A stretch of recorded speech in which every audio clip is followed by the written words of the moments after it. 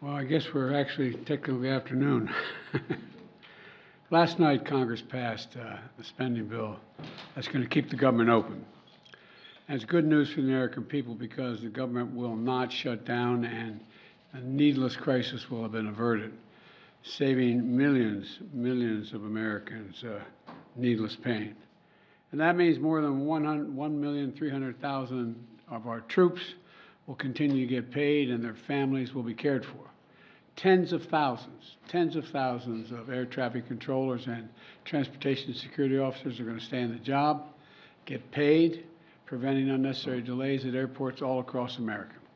And millions of families will continue to have access to critical food and nutrition assistance, especially programs for women and infant children, and so many other programs. And the vital work in science and health, from cancer research to food safety, is going to continue, as will long-term disaster recovery monies for communities devastated by wildfires, superstorms, and droughts. Social Security Administration will be fully funded, which means that we'll be able to fully serve the needs of the American people and the elderly. But folks, the truth is we shouldn't be here in the first place. We shouldn't have gotten here in the first place. It's time to end governing by crisis and keep your word when you give it in the Congress. A few months ago, after a long negotiation between myself and the Republican Speaker of the House of Representatives, we came to agree on a budget agreement precisely to avoid a manufactured crisis that we just witnessed. But the last few days and weeks, extreme MAGA Republicans tried to walk away from that deal, voting for deep, drastic spending cuts from 30 to 80% that would have been devastating for millions of Americans. They failed again, and we stopped them. But I'm under no illusions that they'll be back again. You know, where I come from, when you make a deal and you give your word, you keep it. You give your word, you say, I'm going to do what I said I'm going to do, and you do it. You keep it. You keep your word. And I expect the Republican Speaker and Republicans in Congress to honor their word and keep the deal they made months ago when they tried to threaten us with almost international bankruptcy by not paying our debts. That includes comments made for fully funded services for our veterans and fully fund the needs of defense of our nation. You know, we have transformational investments we're already making to deal with the climate crisis. We are, protect Medicare's ability and power to negotiate lower prescription drug prices. We pay the highest prescription drug prices in the world. We're finally making progress. Although the Speaker and an overwhelming majority of the Congress have steadfastly supported Ukraine to defend itself against the aggression and brutality of the Russians' attack on women and children, in addition to the military in Ukraine, there's no Ukraine funding in this agreement. Despite that, I did not believe we could let millions of Americans go through the pain of a government shutdown. But let's be clear. I hope my friends on the other side keep their word about support for Ukraine. They said they're going to support Ukraine in a separate vote.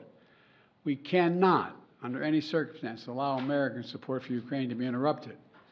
I fully expect the Speaker to keep his commitment to secure the passage and support needed to help Ukraine as they defend themselves against aggression and brutality.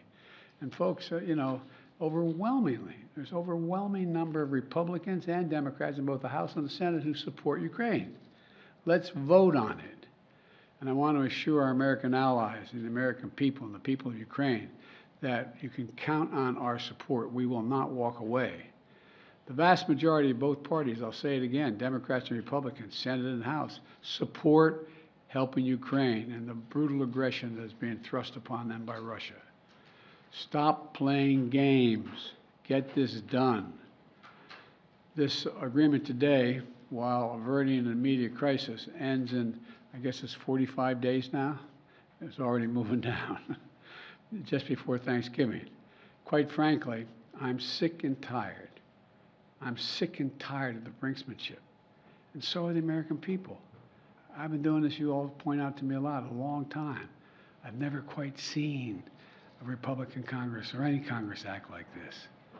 This spring, MAGA Republicans brought us to the brink, threatening to default on America's debt for the first time in over 200 years. And it would have caused a gigantic world crisis, both at home and abroad.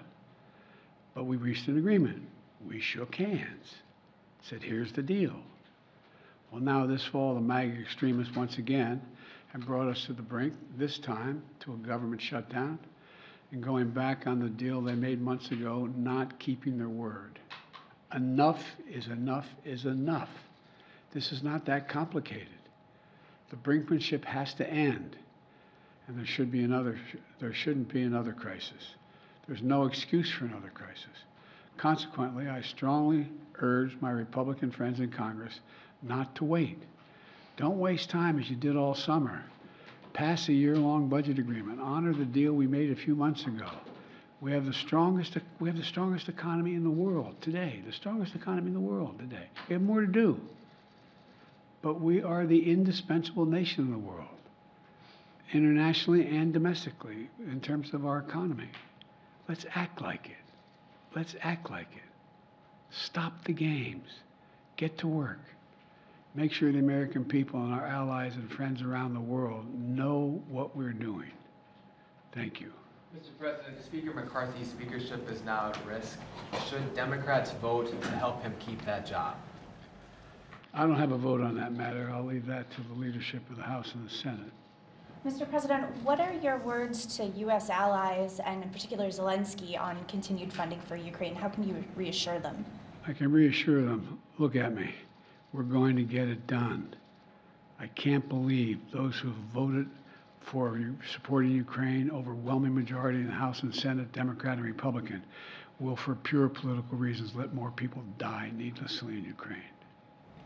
And Mr. President, a follow-up on Ukraine, what is your sense of when the current U.S. funding might run out, and how much urgency is there? What's the timeline in the next couple of weeks or months? We have time, not much time, and there's this overwhelming sense of urgency. Mr. President, are you going to be able to trust Speaker McCarthy when the next deal comes around? We just made one about Ukraine, so we'll find out. But are you worried that he is going to be forced by fellow Republicans to back away from any deal he cuts with you?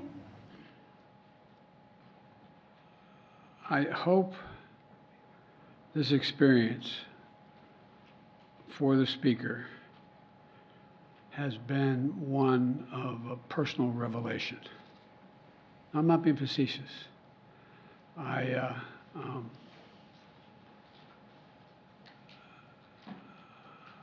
Anyway.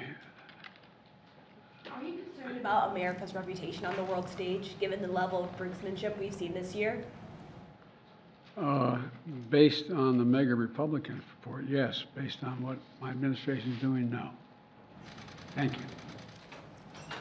Thank you, Mr. President. Thank you.